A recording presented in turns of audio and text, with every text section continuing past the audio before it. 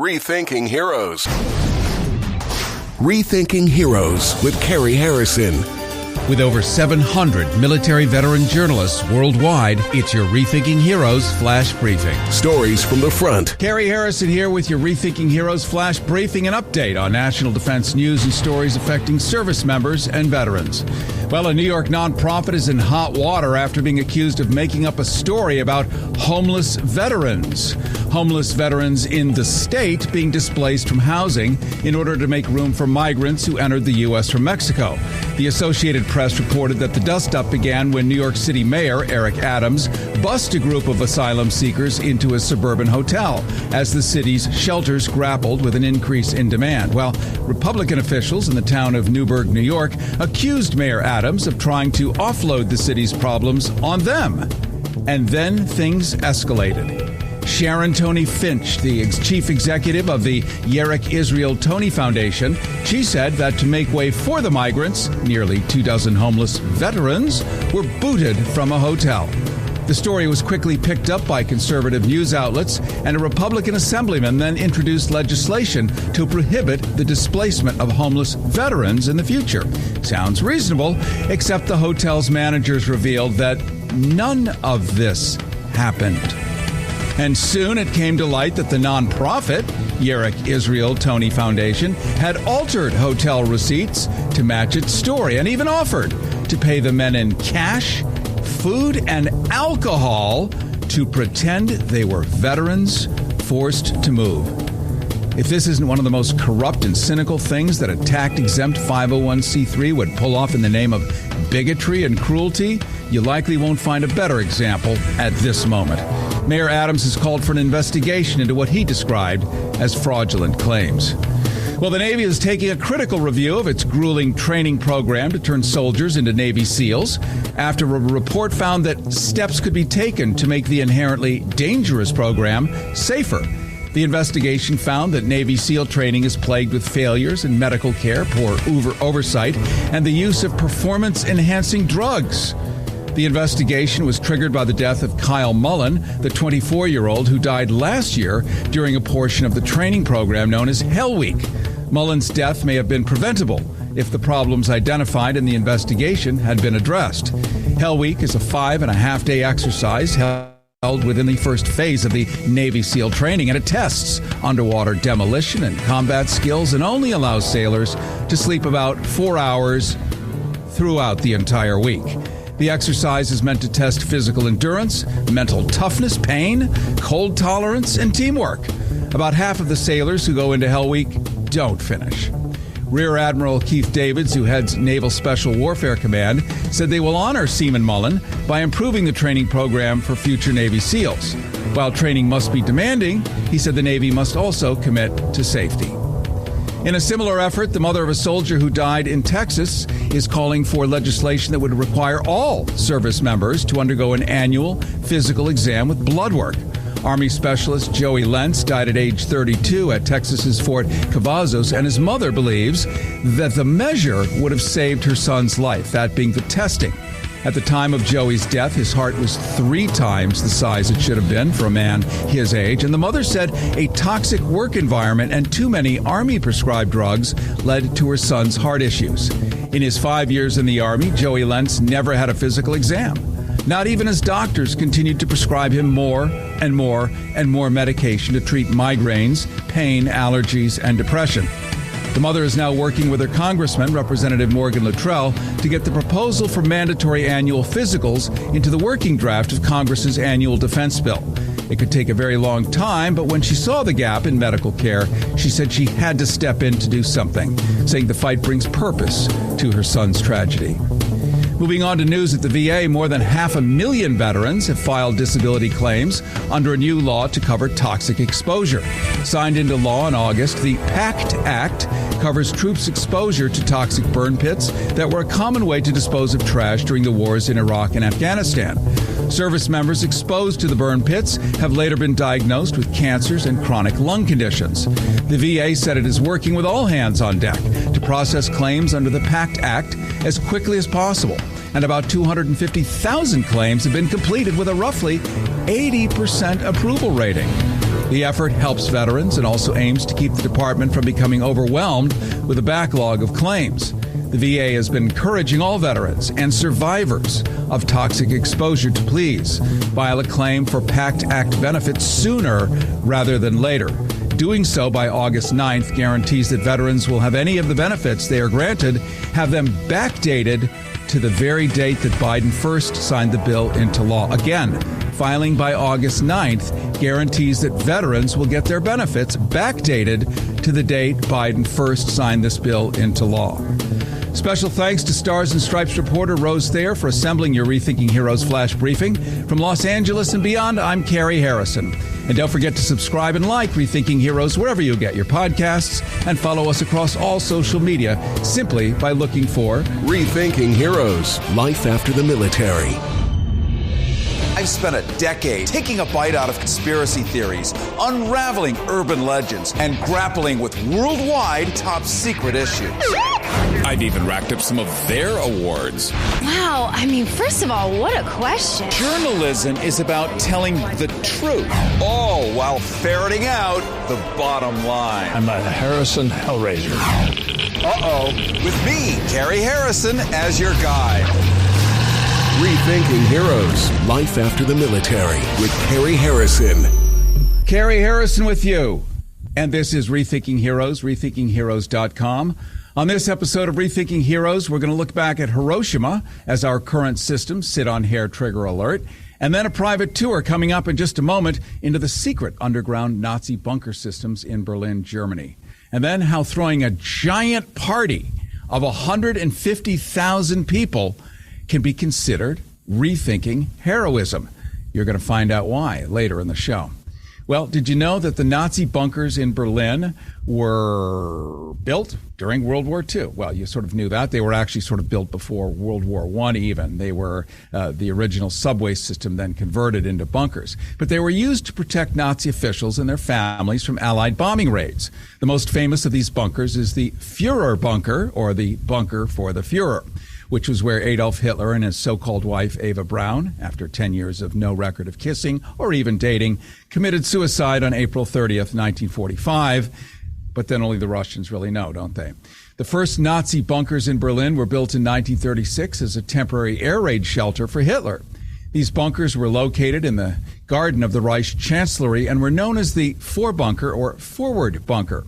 In 1944, as the Allied bombing raids on Berlin intensified, the Vorbunker was expanded to create the Führerbunker, or the Führer's bunker, that was dug way below that, deeper, deeper, deeper, and then connected by a series of newly found tunnels. A complex of 30 rooms underground, equipped with its own power plant, water supply, ventilation system, also heavily guarded by the SS. And Hitler and his staff moved into the Führerbunker in January of 1945 as the Battle of Berlin raged on. And the bunker became increasingly crowded as the war drew to a close. And by the end of April, it was home to over 100 people.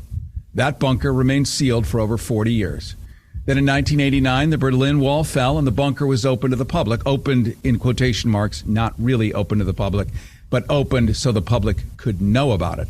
The bunker is now a popular tourist destination, but you cannot go in, nor can you see it, because it is nothing more than a paved parking lot with a sign indicating that down underneath the parked cars is, in fact, that bunker. However, those other bunkers, that chain of bunkers underneath the subway systems, still exist. They've been hidden for decades, and I'm now going to take you through a special secret wall, 5 stories underground in Berlin, and into one of those sealed bunkers.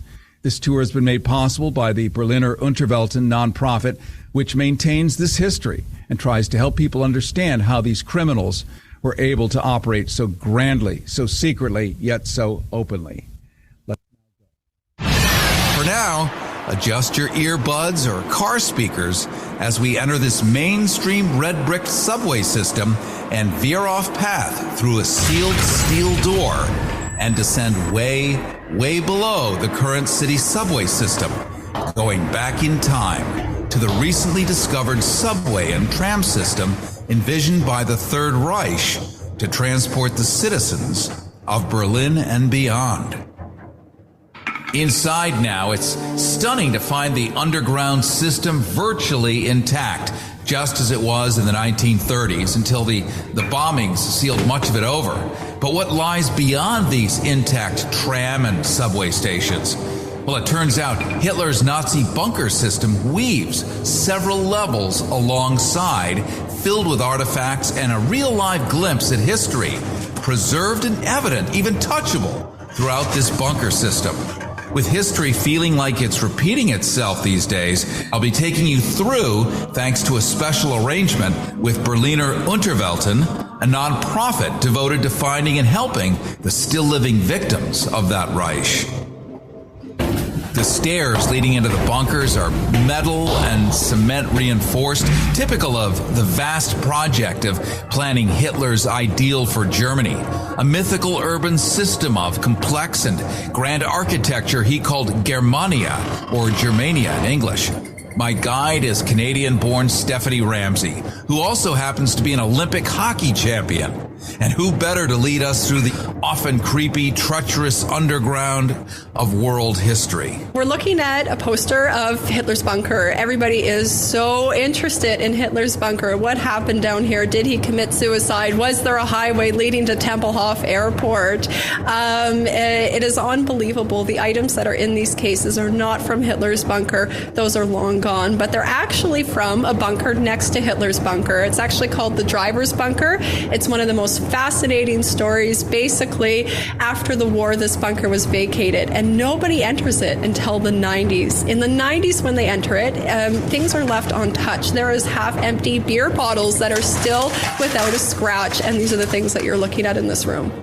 And Hitler, much to the curiosity of the people of Earth, we don't know where he really went. There's all kinds of wild suppositions of this and that. But at the end, he was suffering from a lot of different maladies, being treated with tons of medications. He wasn't a sane man. Not that he ever was, but near the end, I mean, really, like medically speaking, bad shape. Yeah, he was. Hitler, we do know 100% confirmed. He did have Parkinson's disease. He also had many other illnesses with him. One other problem that his doctors write about is they say maybe he has cancer. They're talking about a problem specifically in his eye. Is it cancer? Is he going blind? He is on so many different medications to try and fix this. How many was he on? I was well over 50, wasn't it? It was actually about 90 different drugs. 90 different drugs is recorded in the doctor's journals, one of which, to actually fix the cancer in his eye, they've theorized, is actually cocaine. They've actually injected cocaine into his eyeball, supposedly. To keep it from twitching and flying off to the right or whatever it was doing, even more to the right than he was? I have no idea why they were using cocaine. I mean, if I knew how the drugs worked, I'd probably be a doctor, not a historian. Well, you're a social historian, which is what's interesting. Instead of just counting numbers of objects in a room, you figure out why. You reverse engineer it. What makes people tick? Why do they do what they do? Harrison with you on KPFK 90.7 FM in Los Angeles, 98.7 in San Diego, 99.3, Central California, 99.5 in New York City, and on the Progressive Radio Network. We're talking to Stephanie Ramsey. She is the go-to tour guide of this underground Berlin tour, where for the first time, after so many years, 60, 70 years, these bunkers have been opened by a company, a nonprofit company, who's also trying to find the victims of the Nazi crimes and help them be restored financially and in other ways. So that's really what their work is all about.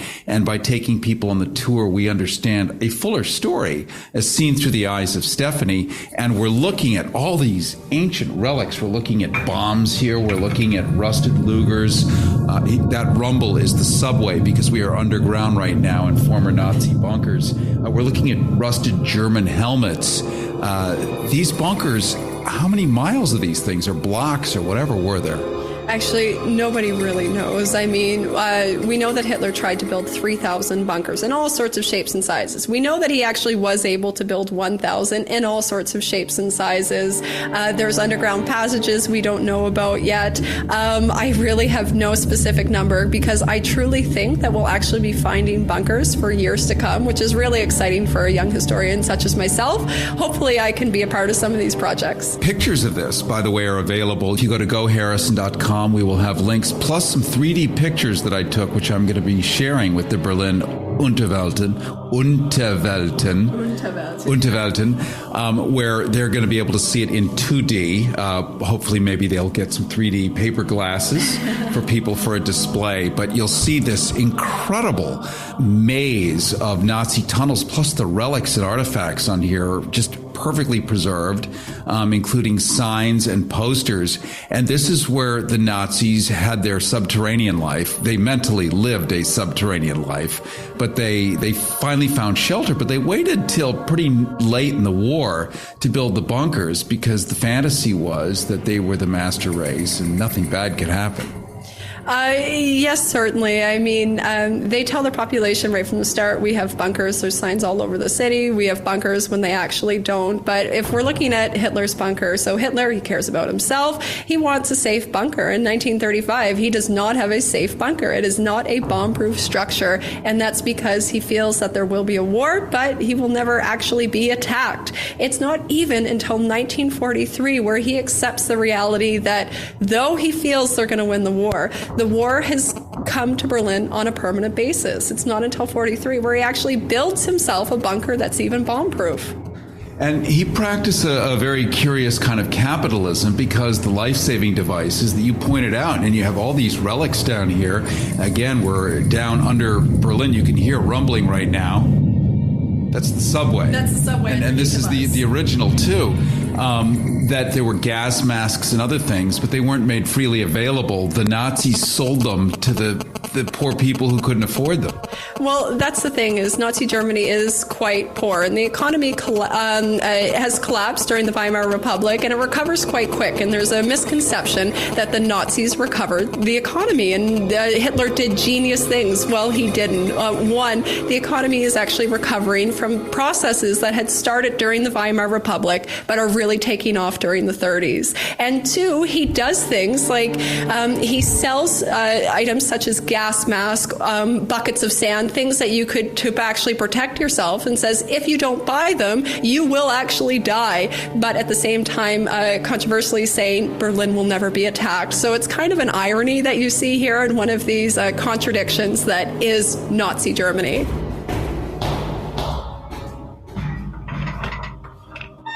We just walked into your break room, which is, I'm now like backstage in the Nazi bunkers, with original signs and pipes going back to World War II.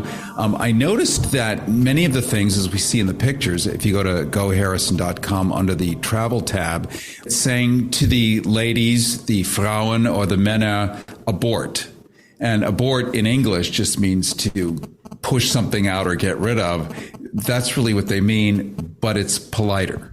Yeah, definitely. I think that's a really good association that you make. A lot of people don't even realize that, because I ask our guests all the time, what do you think this word means? And they think about it. And yes, abort, when we think of abort or abortion, something getting out of you, that's what it is. It's actually a toilet. It's just a polite way to say toilet. It's a very old-fashioned word. This word would not have been used in the 40s or the 30s, probably even the 20s, but they didn't want to use the word toilet. That's the word that they use today. It's the word they would have used back then. But toilet, that word, that's a French word, right? Do you really want a French word on a German World War II bunker? They wanted to come back to German roots, and they really only had a couple of options, so they chose a bolt. Rethinking Heroes with Cary Harrison. Life after the military. RethinkingHeroes.com. I'm standing underneath the German subway system, underneath the traffic, underneath where people live. In fact, down so subterranean that we are where the newly discovered former Nazi bunkers happen to be located. Over 1,000 of these were built. Still, many secret passageways are yet to be discovered. And we're here courtesy of German Tourism, who has very kindly arranged this for all of us so that we can be here to tell you this story. Plus, an organization called Berliner Unterwelten, which is raising money to help the victims of the Third Reich that may still be surviving or family members, and try to restore them either financially or socially in whatever ways happen to be possible. I imagine you do get some, shall we say, disrelishing people that come down here, people who actually come here thinking it's a church.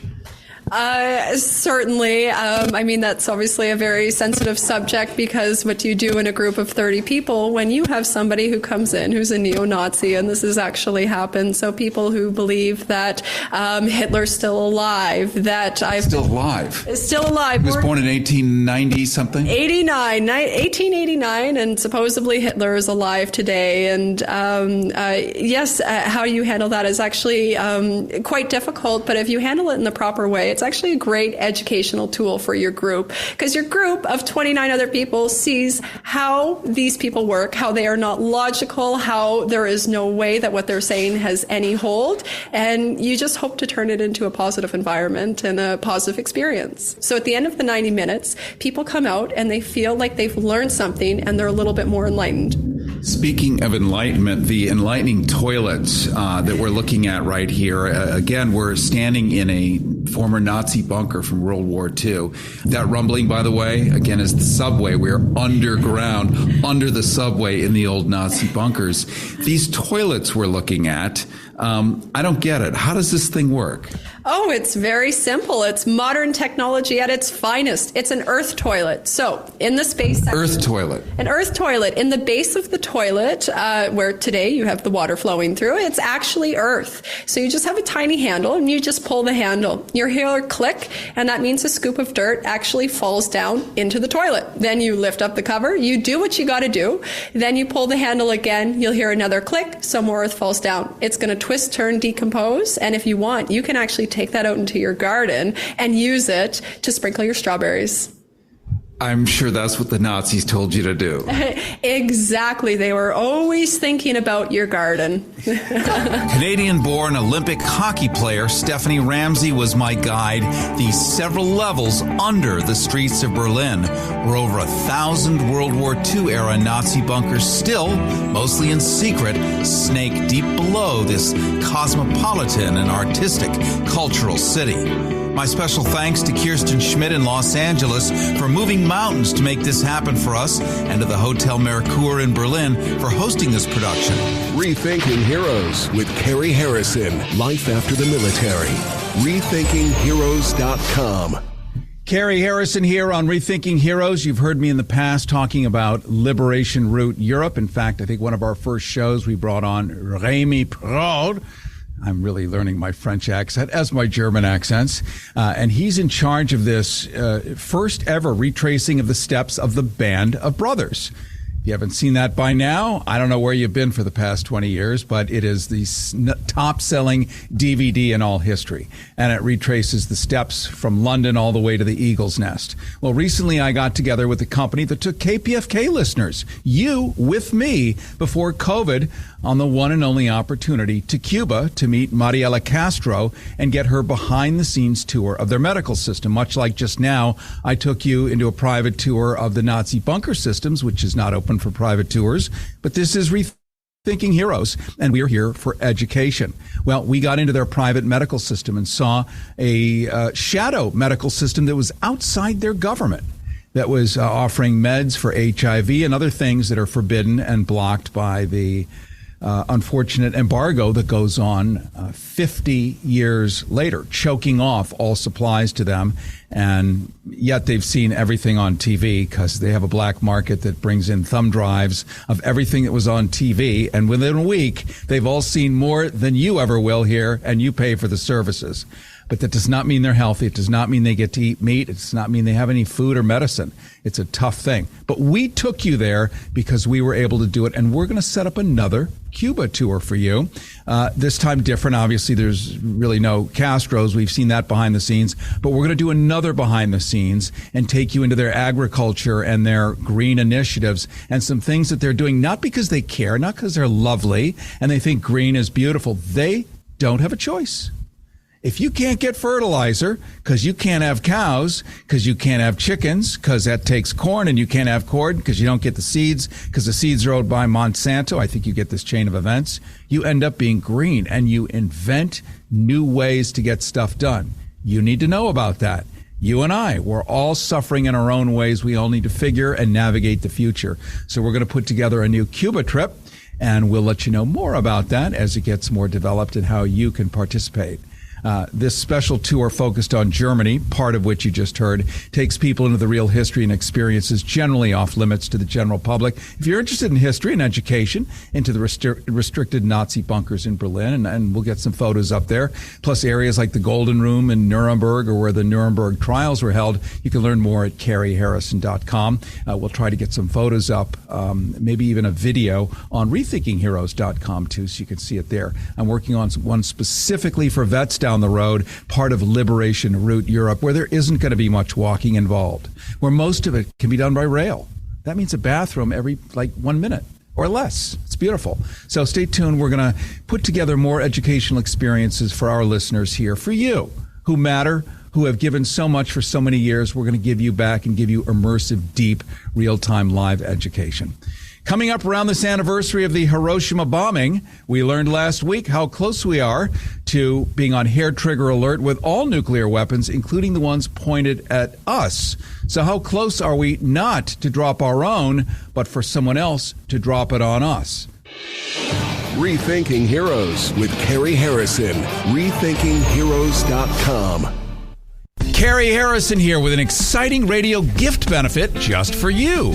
Rethinking Heroes has found one more way to help not only vets, but people like you. This is radio giving back for all the time you've spent with us. Rethinking Heroes has found an angel partner who's created a downloadable, fee-free discount pharmacy card to give you up to 90% off many of your meds. It's pegged to government-listed prices, so my $250 Lipitor was only $13. Unlike GoodRx, this bypasses the middleman. It's our Rethinking Heroes Capital RX thank you card with no fees ever, no credit cards, no expiration dates, no cookies, no tracking. Perfect for the modern listener like you dealing with a busted medical system. So accept this thank you gift and download your fee-free cards now at rethinkingheroes.com. Rethinkingheroes.com. That's rethinkingheroes.com. By the way, if this isn't a good reason to love this radio station, show me a better one. And it is Rethinking Heroes. Cary Harrison with you, rethinkingheroes.com, where you can get copies of this show. You can see podcasts, you'll see videos, you'll learn more about what we're doing, all of our initiatives, and our wonderful partnering chums and buddies who've been able to help us do so many good things for you. You can learn all about it there at rethinkingheroes.com. Well, the upcoming anniversary of the atomic bombing of Hiroshima and Nagasaki may be more poignant right now than it has ever been in the past. Now, that seems like a shocking thing because 1 year after, 2 years, 10 years after, actually it wasn't discussed for many years after, Albert Einstein, of all people, started discussing it a lot, and it became a thing, and now we all know about it. Well, we heard last week here on Rethinking Heroes from Dennis Fritz, who's high up in Space Command and NORAD, that our nuclear weapons here are on hair trigger alert, as are those of the Russians. Hair trigger alert. That means somebody twitches, somebody puffed on a little too much meth, somebody's having a bad day, things happen. That's the nature of humanity, and it wouldn't be the first. So it doesn't get more DEFCON scary than right now, today, here, with what's going on with Russia, Ukraine, with our proxy wars, their proxy wars with us, and all the rest of it. And the Europeans are all in the middle because all the bombs fly overhead and fall there. So I put together a documentary for you to lay out the consequences of how such an event could occur again. Remember, our grandparents, great-grandparents, went over and fought in World War II, so this could never happen again. The Nazi bunkers could never be dug again to actually occupy bad people, so that atomic weapons could never again be used. That was the commitment, whether it was Paul Tibbets, whether it was Einstein, whether it was any of the people that worked on the Manhattan Project. They all agreed it can never happen again, including our own great military general, that being Dwight D. Eisenhower. Well, this time, weapons that are thousands of times stronger and with the capability of destroying all life on Earth. And it doesn't take that many with today's technology. We find out that the brave military men that were doing what they thought was right at the time never even knew what they were actually being sent to do.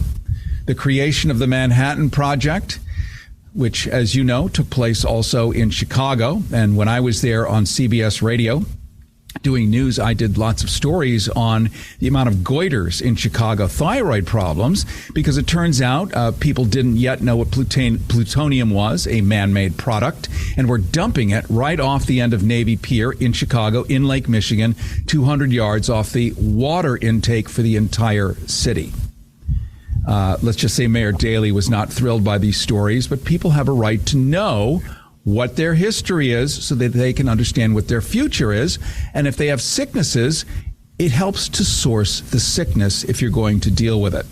So Manhattan Project building these bombs was not out in the desert somewhere quietly where you can watch it on the History Channel. It happened in many of our major cities because that's where the laboratories were, many of them. So this Fat Man and Little Boy Project, Manhattan Project, top secret. Nobody knew about it. Nobody knew about it. It was so top secret that many bombardiers didn't even know what was being loaded into their planes. The bombings in Hiroshima and Nagasaki killed 140,000 people instantly. Another 60,000 died in the following months from radiation sickness. The city was completely destroyed, and the blast and heat effects were felt for miles around. Why is this so interesting to all of us? How many vets have we had on Rethinking Heroes that say, I don't want more war? They've been there. They're not pining to go back. They don't see upside in any of this. Yes, there are bad guys. Yes, we must deal with it. But just blasting each other because somebody's in a bad mood, they all agree, not the right choice. And as the great General Smedley Butler wrote, that book in the 1920s, War is a Racket, so many of them now agree. That's why education is important on behalf of anybody who might get involved, who might have some interstitial or meniscal access or push into something that could be catastrophic for the entire human race. The bombing of Hiroshima was a turning point in the war. Japan had been refusing to surrender, but the atomic bombs showed them the power of the new weapon and the futility of continuing to fight. Japan surrendered on August 15 of 1945, ending World War II. They were actually mid-surrender, but the United States had already spent $4 billion on these weapons, and they were going to use them one way or the other and show, guess who? The Soviets, former allies, still kind of technical allies, who is boss. The atomic bombings of Hiroshima and Nagasaki remain the only use of nuclear weapons in an armed conflict so far. But they're a reminder of a destructive power of nuclear weapons and the importance of peace. The Hiroshima bombing was a horrific event and killed and injured hundreds and thousands of people, a reminder of the destructive power of nuclear weapons and the importance. And we hear repeatedly from top brass that we're able to get that are willing to come on Rethinking Heroes and tell you the truth of what's going on. We hear the same story. So here's a documentary I built for you that plays some rare audio, tells the secret history of what ultimately took us into the long-lasting Cold War. And you now also know what I do until 4 a.m. every morning, unfortunately. But I love you, and you have just as right a right to know as anybody else, and you're going to always be able to hear it. Rethinking Heroes with Cary Harrison. Life after the military. RethinkingHeroes.com. Harrison, special report. Both science and industry work together under the direction of the United States Army, which achieved a unique success in an amazingly short time. What has been done is the greatest achievement of organized science in history. The voice of President Harry S. Truman in 1945, after dropping 2 nuclear bombs on Japan. We shall continue to use it until we completely destroy Japan.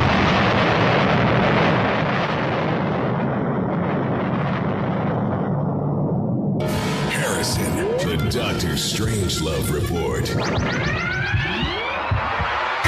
Hiroshima was chosen as a target because it had not suffered damage from previous bombing raids, allowing an ideal environment to measure the damage caused by the atomic bomb. The population of Hiroshima was approximately 255,000. At 8:15 a.m., the nuclear bomb called Little Boy was dropped over the central part of the city.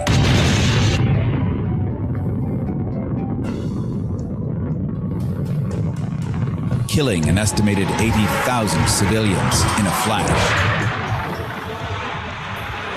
In the next 6 months, it is estimated that 60,000 more people died due to radiation poisoning, bringing the total killed in Hiroshima in 1945 to 140,000. Since then, thousands more people have died of radiation-related causes. In fact, according to the city of Hiroshima, as of August 6th of last year, the cumulative death toll of atomic bombing victims is 237,062.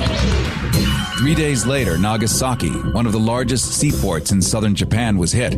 The nuclear weapon, known as Fat Man, contained a core of 16 pounds of plutonium-239, throwing a nuclear umbrella over Nagasaki's population, which dropped in one split second from 240,000 people to 165,000. This was followed by the death of at least as many from resulting radiation sickness, cancers, and injuries. Robert Lewis was the pilot of the bomber Enola Gay, which dropped the bomb on Hiroshima. In this rare recording, we hear his reflections, in which even the pilots didn't know they were dropping nuclear weapons. Well, at the instant of detonation, we were trying our best to get away from the effects of the bomb, and we would wait for a length of time until the effects reached us. And as far as I was concerned, I could taste this ozone, this electrical discharge in the air. This went right through me, and I tasted this very clearly.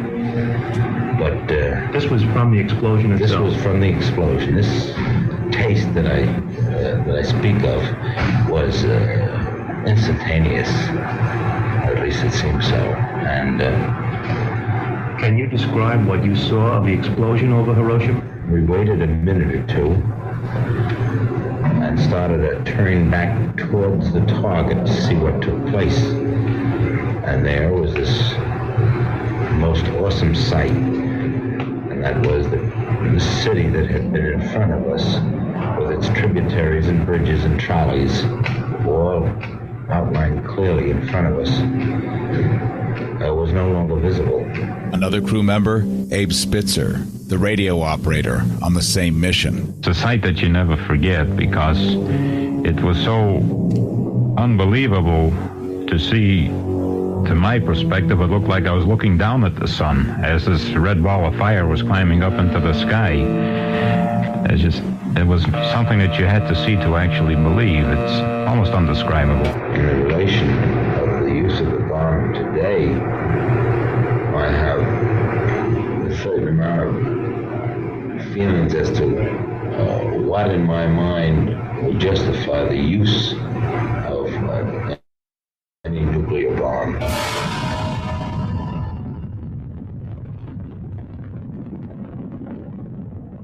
This is Harrison with a special Hiroshima and Nagasaki anniversary report. The scope and extent of the devastation testify more eloquently than anything else to the enormous destructive power of the new bomb.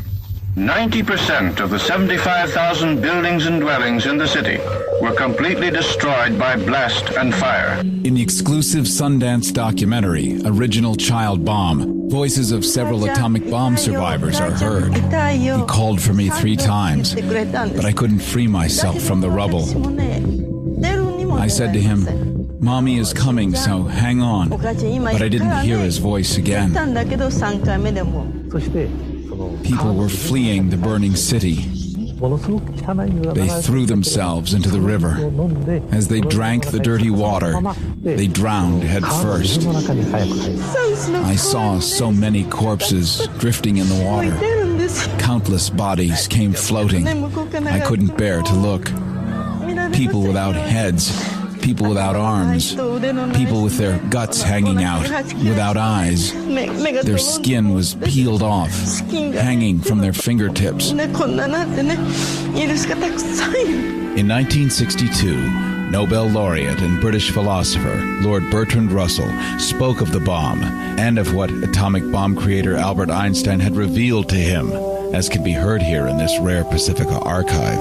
But after the war, it turned out that the Germans had got nowhere towards making an atomic weapon.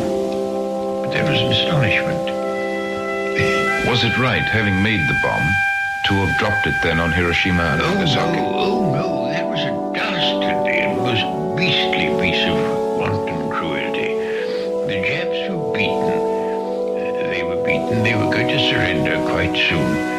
And there was no point whatever in dropping the first bomb. And when you dropped the first, there was still less point in dropping the second. They were wanton acts of cruelty. The Americans had made this wonderful weapon. They wanted to show it off. And if it killed some hundreds of thousands of people, well, that was a detail. So why did President Truman drop the bomb anyway?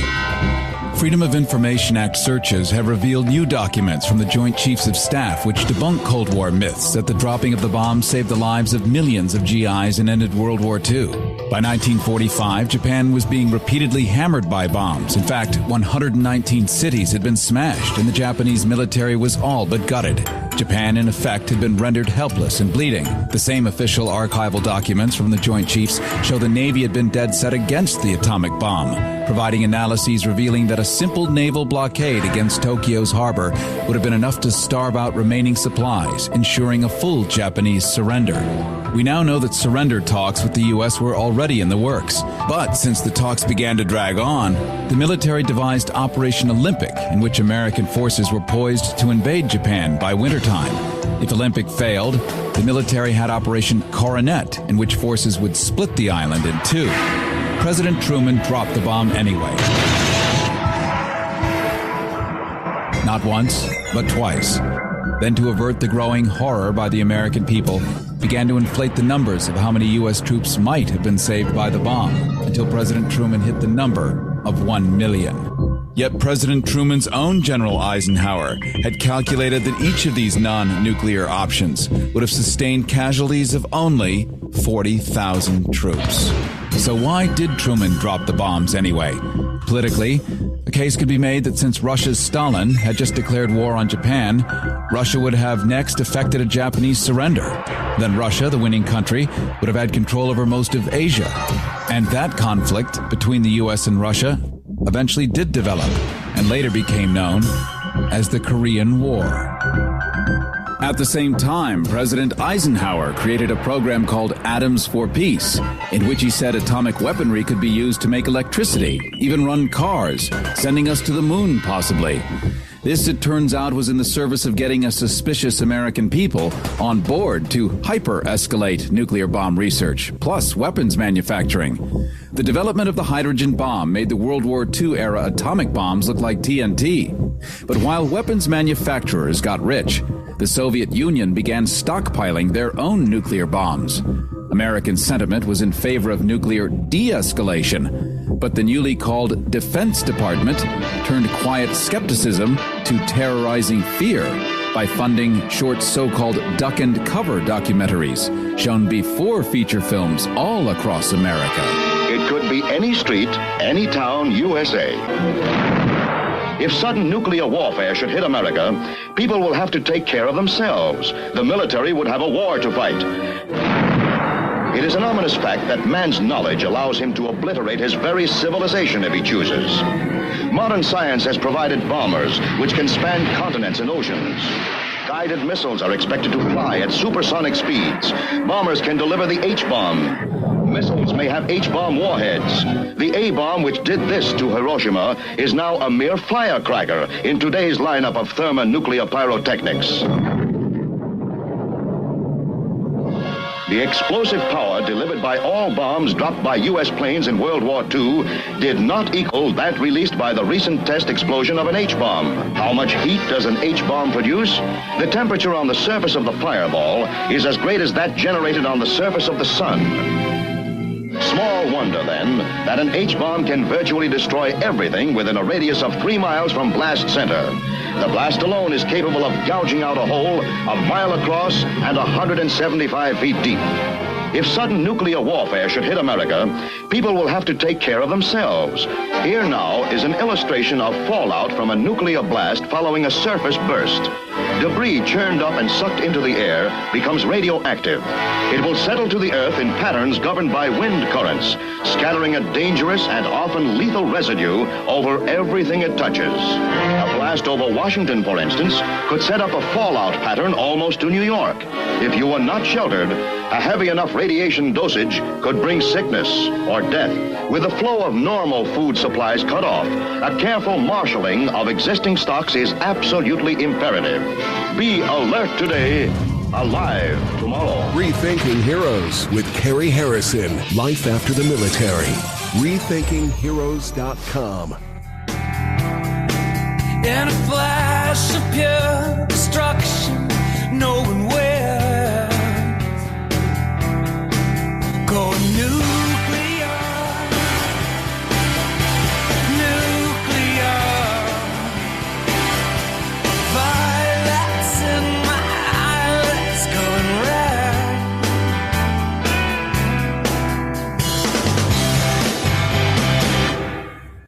Cary Harrison here with an exciting radio gift benefit just for you. Rethinking Heroes has found one more way to help not only vets, but people like you. This is radio giving back for all the time you've spent with us. Rethinking Heroes has found an angel partner who's created a downloadable, fee-free discount pharmacy card to give you up to 90% off many of your meds. It's pegged to government-listed prices, so my $250 Lipitor was only $13. Unlike GoodRx, this bypasses the middleman. It's our Rethinking Heroes Capital RX thank you card with no fees ever, no credit cards, no expiration dates, no cookies, no tracking. Perfect for the modern listener like you dealing with a busted medical system. So accept this thank you gift and download your fee-free cards now at RethinkingHeroes.com. RethinkingHeroes.com. That's RethinkingHeroes.com. By the way, if this isn't a good reason to love this radio station, show me a better one. Cary Harrison with you. This is Rethinking Heroes, RethinkingHeroes.com. Don't forget to subscribe and like Rethinking Heroes wherever you get your podcasts. They are ubiquitous. Not a streaming service on the planet that does not carry Rethinking Heroes. Just ask Rethinking Heroes. Ask Alexa. Ask Siri. Ask yourself, why am I not listening to it all the time? Follow us across all social media simply by looking for Rethinking Heroes. Well, as one of our major political parties sees their candidate overtly attacking people of color, LGBT, the entire educational system, literacy, basic human decency, one of the groups under direct assault, the LGBT community of the state of Florida, has found a way to respond. While the Human Rights Campaign has put out a travel advisory against the state of Florida as if it were Yemen or Syria. Actually, wrap your head around that. A travel advisory for an entire U.S. state on American soil. During your lifetime, what would you have to do to actually have a double travel advisory from both African American and LGBT sectors? Seriously. How bad could it actually be for two complete population groups to put out travel advisories cautioning all living creatures to avoid exposure in one of our own 50 states? Well, this is not what our service members went overseas to risk their lives to return to. This is a new level of outrageous that we have never seen before. And it's now a third-degree felony in the state of Florida to read books on paper in public that could contain content that an illiterate person who literally cannot read might have had banned at the recommendation of their governor, a governor who happens to be a failed history teacher, according to the New York Times, raw story, and a dozen other media outlets that researched Governor Ron DeSantis before his most recent run. So a failed history teacher is now in charge of history for a population of 23 million people. This stuff is the stuff of Orwell and Huxley or Comedy Central. But it's real since lives hang in the balance. And his plan, now that he's announced to run for president, is to make America Florida without the palm trees. But it's a brilliant way to combat the stated war zone that is now the state of Florida, formerly known as the Sunshine State. This next hero has rethought a form of positive civil disobedience that's filled with good, clean fun that's flooding the states with fresh tourism. Well, the governor has destroyed tourism, knocked Disney off its axis, lost $1 billion project with a B, billion, with 20,000 new jobs now gone. This hero has devised a benefit to the residents of his state, a benefit to his state economy, a reminder to the residents of Florida who have no voice in the politics of their own government. Turns out that their state is one of tourism and not a glowing sepulcher for the freshly exhumed body of the late Anita Bryant. What if a savvy entrepreneur threw one of the largest parties the state of Florida has ever seen? What if his guest list came from all 50 states in Europe? Well, let me introduce to you Joseph Clark, the CEO of Gay Days, which is breathing some enormous financial breath back into Orlando's Disney World, which has steadfastly defended the First Amendment and the voices of smaller people than itself. That be Disney, smaller than Disney, and all the folks who are not able to defend themselves from a gigantic state government. Mr. Clark, who comes from an enormous sports franchise background, will be bringing in 150,000 tourists to the city of Orlando to wash it in money, enjoy its hospitality, have the complete Disney-supported experience, and squeegee the soiled glass of the Tallahassee Funhouse mirror. If you really want to see real power, inspire people to show up. Cowards can only intimidate people to stay away. Joseph Clark, I want to welcome you to Rethinking Heroes. Thank you for having me, Cary. It's a pleasure. I hope that was a small enough introduction for you. I know, right? No pressure or anything. Not at all. Let's jump right into it. Joseph Clark, you've worked with the Pittsburgh Pirates and MLB team, NBA All-Stars, the Kentucky Derby, Texas A&M College Football, the U.S. Open Tennis Tournament, and many, many more. You recently left to work full-time with Gay Days Incorporated as CEO and co-owner. So you come from a giant sports background, and you've translated it into fun with a totally cool message. It's sports and entertainment. A huge part of sports is the entertainment aspect. My focus was on the food and beverage side of operating all of that. But, put tens of thousands of people through a stadium in a matter of hours. And I've had a little bit of experience. This has giant global optics because during all of these don't go, we're getting go, and it's going to be fun. And, you're bringing in a population larger than 3 or 4 American cities, and they're going to put money back in the pockets of an economy that hurts. So you may think you're throwing a party, but the side effects of what you're doing are massive, and you are being seen by a hero of thousands of merchants all across Central Florida right now for your Gay Day Disney's coming up end of this month, end of May, all the way end of next week, early June. Actually, yeah. It's the end of next week. And so tell us, it's a massive undertaking. And go ahead. Well, actually, I jumped on you, and that's the beauty of Zoom. It's efficient, but boy, does it have a lag. But I'm not going to lag. I'm going to jump right into it. What is it that people can expect when they come and join your party? Unity and togetherness, and also the ability to be seen and be comfortable. We've had anywhere from presidents of theme parks having conversations with custodians at the same theme parks at our events. And nobody cares who you are and where you come from, as long as you embrace the sense of we're all here together to have a fun time. So at the event itself, we've got anywhere from drag shows to our business and travel expo to bingos to pool parties, of course, where all the fun happens. And nobody is afraid. And I think that's kind of the point, is that if you're being attacked by what appears to be fascism, and not my word, but I'm just using the New York Times and military generals calling it that standing up to that is actually the only cure, like fighting Nazis. That's the only cure. But you're doing it through throwing a party, which I think is brilliant. It's brilliant. You're not marching around with a sandwich board. You're having a party. And there's money flying around. Yeah. I know, even better, right? And it is a party. There is plenty going on for everybody for it. So, we're standing up against so much, and we've stood up in the past. The founders of Gay Days, they've had the Jerry Falwells with the sandwich boards. They've had the million moms out there marching against them. The plane still flies over annually warning guests at Gay Days at Disney.